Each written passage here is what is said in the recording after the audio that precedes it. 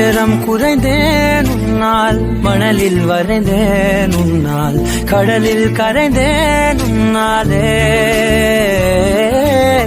சிறகாய் விரிந்தேன் உன்னால், தரையில் பறந்தேன் உன்னால், நிறங்கள் நிறைந்தேன் உன்னாலே. ஒற்றை கிரையான் ரெண்டாய் உடைத்து கிறுக்கிடுவோம், உருளை சீவல் பையை வெடித்து நொறுக்கிடுவோம்.